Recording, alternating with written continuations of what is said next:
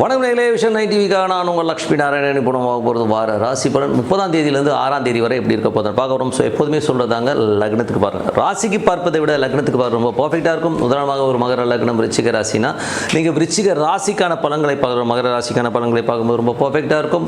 முதல்ல வரது புது பலன்கள், அதுக்கப்புறம் தசாபுக்தி பலன்கள். ஸோ என்ன தசாபுக்தி அந்தரங்கள் வருது அதை மிங்கிள் பண்ணி பாருங்கள். அதுக்கப்புறம் தசாபுக்தி பலன்களுக்கான பரிகாரங்கள். ஸோ உங்களுக்கு என்ன பரிகாரங்கள், உங்களுக்கு என்ன தசாபுக்தி அந்தரம் நடக்குதோ அதுக்கான பரிகாரங்கள் பண்ணும்போது அதோட நெகட்டிவிட்டி கண்டிப்பாக கம்மியாகும். வீடியோட டிப் ஆஃப் த வீக் இருக்கு, மறக்காம பாருங்க. சிம்மராசி. ஸோ சிம்மராசிக்கு உங்களது ராசி அதிபதி 11 இருக்குது. சிறப்பான லாபங்களை அள்ளித்தரதுக்கான வாய்ப்புகள் இருக்குது. சுப நிகழ்ச்சி சம்பந்தமான விஷயங்கள், இன்டர் கேஸ் மேரேஜ், இந்த மாதிரி விஷயங்கள் நடக்கிறதுக்கான வாய்ப்புகள் ரொம்ப நல்லா இருக்குது. ஸோ அதெல்லாமே ரொம்ப சிறப்பான விஷயங்கள் தான். வெளிநாடு சார்ந்தவர்களுக்கு பெருத்த லாபங்கள் வரதுக்கான வாய்ப்பும் ரொம்ப நல்லா இருக்குது. அதுக்கப்புறம் 2 மற்றும் 11ஆம் அதிபதியான புதன் 11 லாபத்தில் இருக்கும்போது பெரிய லாபங்கள் நல்ல ஒரு முன்னேற்றங்கள், நல்ல ஒரு மாடர்ன் டெக்னாலஜி பெருசாக சம்பாதிக்கிறதுக்கான வாய்ப்பும் ரொம்ப நல்லா இருக்குது. ஸோ அதெல்லாமே ரொம்ப நல்லாயிருக்கு. மற்றபடி 3 மற்றும் 10ஆம் அதிபதி. ஸோ 3 மற்றும் 10ஆம் அதிபதி சுக்கிரன் பார்த்திங்கன்னா ஆட்சி பலத்தோடு இருக்கும்போது பிரயாணங்களாக நல்ல லாபங்கள். ஸோ நிறைய சேல்ஸ் சம்மந்தமான விஷயங்கள், டாக்குமெண்டேஷன் சம்மந்தமான விஷயங்கள் இருக்கவங்க ஒரு பெரிய லாபங்கள் எள்ளி கொடுக்கறதுக்கான வாய்ப்பும் ரொம்ப நல்லாயிருக்கு. ஸோ அதெல்லாமே ரொம்ப நல்லா இருக்குது. அது பிஸ்னஸ் சம்மந்தமான விஷயம், புதிய வாய்ப்புகள், உங்கள் முயற்சியில் வெற்றி கிடைக்கிறதுக்கான வாய்ப்புகள் ரொம்ப நல்லா இருக்கு. 4 மற்றும் 9ஆம் அதிபதியான செவ்வாய் உங்களுக்கு ராசியிலே இருக்கும்போது கொஞ்சம் ஒரு சின்ன ஸ்ட்ரெஸ்ஸஸ்கள் இருந்தாலும் தொழில் நல்ல வெற்றி கிடைக்கிறதுக்கான வாய்ப்புகள் நிறைய இருக்கும். அது மட்டும் இல்லாமல் இந்த ரியல் எஸ்டேட் சம்மந்தமான விஷயங்கள், ஒரு லேண்ட் வாங்கி விற்கிறவங்களுக்குலாம் ரொம்ப சிறப்பான காலகட்டமாக கண்டிப்பாக இருக்குங்க. அதுக்கப்புறம் பார்க்கும்போது உங்களுக்கு 5ஆம் அதிபதியான குரு. ஸோ 5, 8ஆம் அதிபதியான குரு 11 இருக்கும். விபரீத ராஜ்யங்களை அள்ளி கொடுக்கறதுக்கான வாய்ப்புகள் நல்லாயிருக்கு. வேலையில் பெரிய மாற்றங்கள், பெரிய வெற்றிகள் கிடைக்கிறதுக்கான வாய்ப்புகள். திருமணம் சார்ந்த விஷயங்கள் தடையாக இருக்குங்க, ஒத்துக்கலை அப்படிங்கிறவங்களுக்குலாம் திடீர்னு அதெல்லாம் ஓகே ஆகி கல்யாணம் ஓகே ஆகிறதுக்கான வாய்ப்புலாம் ரொம்ப நல்லாயிருக்கு. ஸோ அதெல்லாமே ரொம்ப சிறப்பு தான்.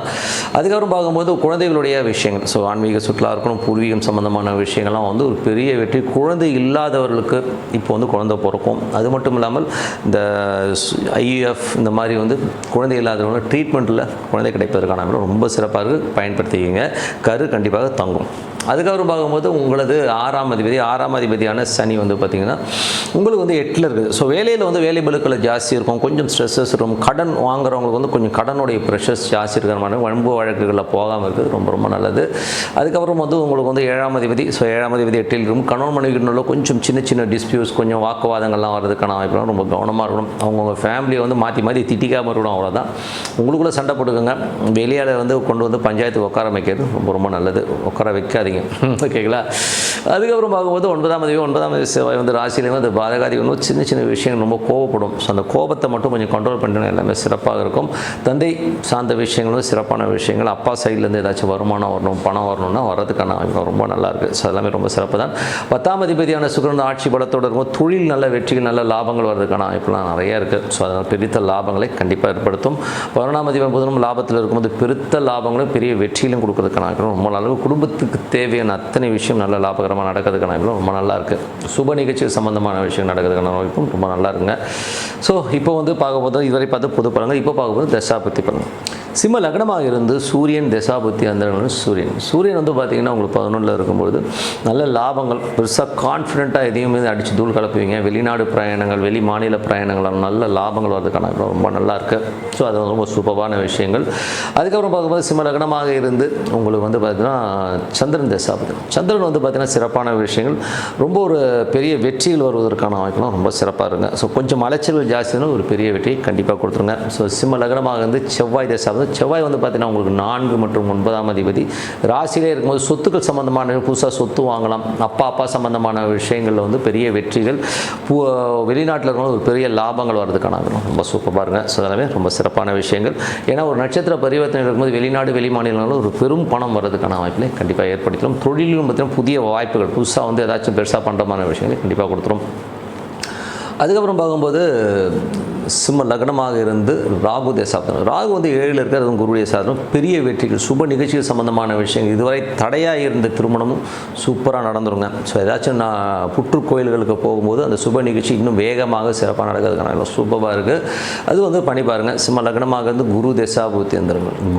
குரு பார்த்திங்கன்னா உங்களுக்கு 5, 8ஆம் அதிபதி 11ல் இருக்கும்பொழுது குழந்தைகள் விஷயங்கள், குழந்தை இல்லாதவர்களுக்கு இப்போ செயற்கை மூலியமாக குழந்தை கிடைப்பதற்கான வாய்ப்புகள் ரொம்ப நல்லா இருக்குது. குழந்தைகள் விஷயங்கள் பூர்வீக பூர்வீக சம்மந்தமான விஷயங்கள், பூர்வீக சொத்து சம்மந்தமான விஷயங்களை ஏதாவது டிஸ்பியூட் இருந்ததுன்னா இப்போ உட்காந்து பேசினீங்கன்னா அது கிளியர் ஆகிறதுக்கான ரொம்ப நல்லாயிருக்கு. ஸோ அதுக்கப்புறம் பார்க்கும்போது சிம்ம லக்னமாக இருந்து சனி திசை சனி வந்து பார்த்திங்கன்னா உங்களுக்கு 8ல் இருக்காங்க. ஸோ 8ல் இருக்கும்பொழுது கொஞ்சம் கவனமாக இருக்கணும், வேலையில் வந்து ரொம்ப கவனமாக இருக்கணும். எதிரிகள் கொஞ்சம் வந்து இடவிடமாக நம்ம காம்படிஷன் இந்த மாதிரி விஷயங்கள் ரொம்ப கேர்ஃபுல்லாக இருக்கணும்.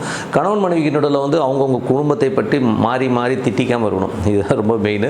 ஸோ அவங்க உங்களுக்குள்ளே திட்டிக்குங்க, பட் வெளியிலேருந்து யாரையும் பஞ்சாயத்து கூப்பிடாமல் இருக்குது, அவங்க குடும்பத்தாரை வச்சு பஞ்சாயத்து பண்ணுறதெல்லாம் அவாய்ட் பண்ணிக்கிறது ரொம்ப ரொம்ப நல்லது. ஏன்னா அவங்களால தான் பெரிய பிரச்சனையே வரும். ஸோ அதனால் வந்து அதை வந்து அவாய்ட் பண்ணிக்கிறது ரொம்ப ரொம்ப நல்லது.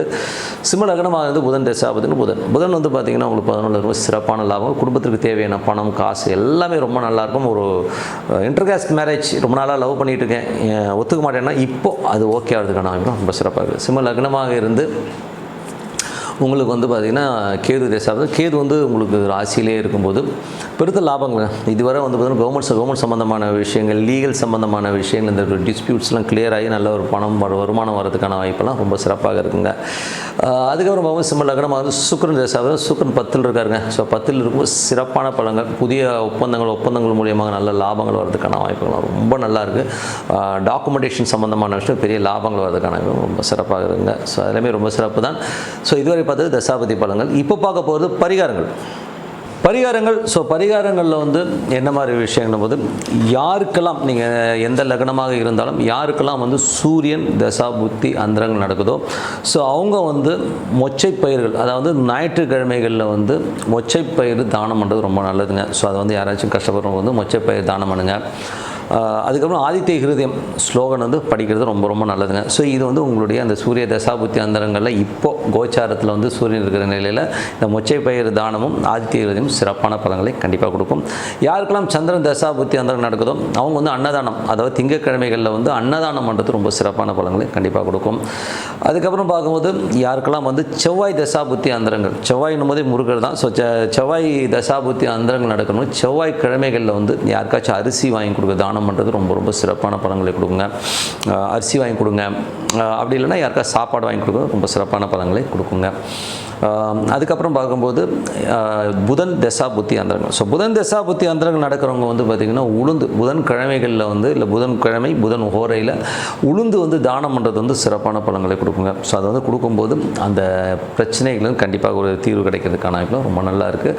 அதுக்கப்புறம் யாரெல்லாம் குரு தசா புத்தி அந்தரங்கள் நடக்குதோ ஸோ அவங்களுக்கு வந்து பார்த்திங்கன்னா உங்களுக்கு வந்து மொச்சை பயிர்களை தானம் பண்ணுறது ரொம்ப நல்லதுங்க. மொச்சை பயிர் வந்து தானம் பண்ணிங்கன்னா ஒரு சிறப்பான வளர்ச்சி, ரொம்ப நல்ல விஷயம். யாரும் கஷ்டப்படுறவங்களுக்கு வந்து வியாழக்கிழமைகளில் வந்து மொச்சை பயிர் தானம் பண்ணுறது சிறப்பான விஷயமாக அமையுங்க.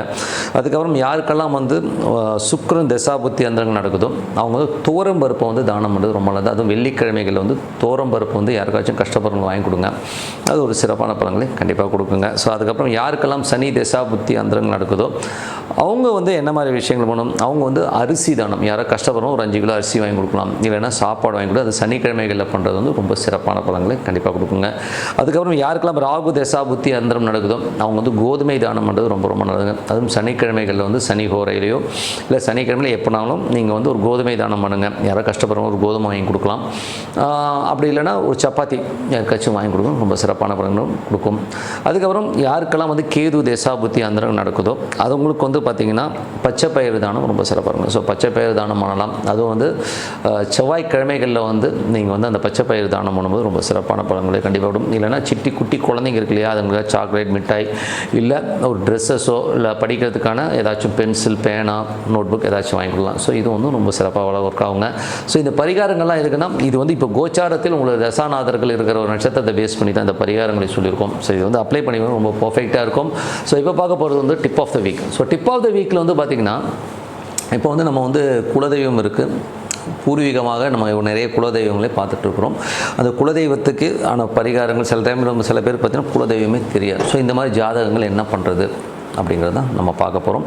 ஸோ குலதெய்வங்கிறதாலே வந்து 5ஆம் அதிபதி குறிக்கும். ஸோ குலதெய்வம்ன்றது வந்து 5ஆம் அதிபதியை குறிக்கும் போது அந்த 5ஆம் அதிபதி ராகுவோடையோ கேதுவோடையோ சம்மந்தப்பட்டு போனால் கண்டிப்பாக குலதெய்வத்தினால் கொஞ்சம் சின்ன பிரச்சனைகளும் இல்லை போகிறதுக்கான வாய்ப்பு கிடைக்காம அப்படியே தள்ளி போகும். சில பேர் வந்து ஊரை விட்டே வந்துடும், அவனுக்கு குலதெய்வமே தெரியாது. ஸோ அந்த மாதிரி விஷயங்களும் நிறைய பேருக்கு நடக்கும். ஸோ அந்த மாதிரி விஷயங்கள் நடக்கிறவங்க என்ன பண்ணலாம், பூர்வீகம் சம்பந்தமான விஷயங்கள் இருக்க கோயில் வழிபாடு தடைபடுறதும் இதனால் நடக்கும். சில பேருக்கு வந்து பார்த்திங்கன்னா 5ஆம் இடமே திதி சூனியமாகி அது வந்து 5ஆம் அதிபதி வந்து எங்கேயாச்சும் 6, 8, 12 மறைஞ்சு அது வந்து ஒரு திதி சூனியமாகவோ போயிடுச்சுனாலும் அந்த மாதிரி விஷயங்களை கண்டிப்பாக ஏற்படுத்துங்க.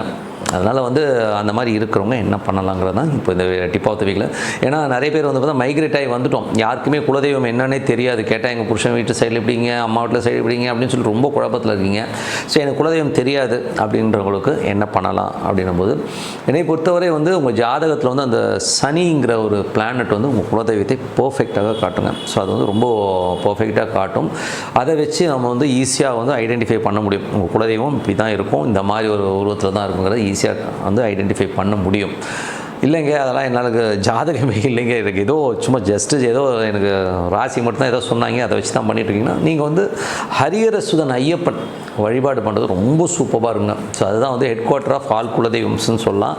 ஸோ அந்த மாதிரி வந்து ரொம்ப சிறப்பாக ஒர்க் ஆகும். ஸோ அது அங்கே போயிடுங்க. ஸோ நீங்கள் பிறந்த கிழமை அன்னைக்கு எந்த கிழமை பிறந்தீங்களோ அப்போது வந்து நீங்கள் வந்து அந்த ஐயப்பன் வழிபாடு பண்ணிங்கனாலே ரொம்ப சூப்பராகவும் ரொம்ப பர்ஃபெக்டாகவும் ஒர்க் ஆகுங்க. ஸோ அது வந்து ரொம்ப உங்களுக்கு வந்து ஒரு ரிலாக்ஸேஷனும் அடுத்த கட்டத்தில் வந்து மூவ் ஆகிறதுன்னு நல்லா தெரியும். ஸோ வந்து மனதார வந்து பிரார்த்தனை பண்ணுங்கள், அது வந்து ரொம்ப சிறப்பான பலன்களை கொடுக்கும். இது வந்து பார்த்திங்கன்னா மேஜராக வந்து இந்த ராகு கேது பிடியில் ஒரு கிரகங்கள் மாட்டும் போது தான் இந்த மாதிரி ப்ராப்ளங்கள்லாம் வரும். குலதெய்வத்திலும் சரி பூர்வீகத்திலும் சரி இருக்கிற இன்னல்கள் இது பண்ணலாம். சப்போஸ் சில பேருக்கு வந்து ராகுங்கிறது வந்து பார்த்திங்கன்னா ஏடாகூடமாக வந்து ஒரு பர்டிகுலர் ஒரு பாயிண்ட் வந்து மாட்டோம். ஸோ என்னென்னா ராகுவால் எனக்கு ஒரு தோஷம் இருக்குது அப்படிங்கிறவங்க வந்து ஒன்றும் பெரிய விஷயம் இல்லை, சர்ப கோயில்களுக்கு போனீங்கன்னா அந்த நாகர தோஷங்கள் நீங்கிறதுக்கான வாய்ப்பு ரொம்ப நாளாக பக்கத்துலேயே இருக்கும். நிறைய சர்பங்கள் வச்சு அந்த சர்ப கோயில் போது திருவேற்காடு வந்து உங்களுக்கு எங்கள் சென்னையில் ஒரு சர்ப கோயிலாக இருக்குது. ஸோ அந்த மாதிரி நிறைய சர்ப கோயில்களுக்கு போகலாம். இல்லைங்க நான் இருக்கிறது வெளிநாடு, ஸோ நான் என்ன பண்ணுறது அப்படின்னும் போது தானங்கள் தான். ஸோ என்றைக்குமே சர்வ கோயில்களுக்கு தானம்னும் போதே வயதானவர்களுக்கு ஏதாச்சும் துணி எடுத்து கொடுக்குறது ரொம்ப சூப்பர் தானங்க. ஸோ அந்த துணிங்கிற ஒரு விஷயம் வந்து சர்வத்திற்கு வந்து ரொம்ப சிறப்பாக ஒர்க் ஆகும். அந்த மாதிரி பண்ணும்போது உங்களுக்கு வந்து அதேமாதிரி வந்து பார்த்திங்கன்னா யாருக்கெல்லாம் வந்து இந்த சர்ஜரி பண்ணுறதுக்கு ஹெல்ப் பண்ணுறது, ஹாஸ்பிட்டலைசேஷனில் இருக்கவங்களுக்குலாம் வந்து கொஞ்சம் ஹெல்ப் பண்ணுறதுலாம் வந்து இந்த சர்வ கோயில்களுக்கு போக முடியாதவர்கள் அந்த மாதிரி ஹெல்ப் பண்ணுங்கள். ஸோ இதெல்லாமே சூப்பராக ஒர்க் ஆகும். குலதெய்வம் தெரியாதவர்கள் ஹரிஹர சுதன் ஐயப்பனை வழிபாடு பண்ணலாம். யாருக்கெல்லாம் 5ஆம் அதிபதி வந்து திதி சூனியமாகவோ ராகு கேது பிடியில் இருக்கவங்க வந்து கண்டிப்பாக ஐயப்பனை வழிபாடு பண்ணிங்கன்னா உங்களுக்கு ஒரு நல்ல ரிலீஃப். அதுவும் பிறந்த கிழமைகளில் கொண்டு ரொம்ப சூப்பராக இருக்கும்னு சொல்லிட்டு உங்களிடம் விடைபெறுவது உங்கள் லட்சுமி நாராயணன். நன்றி, வணக்கம்.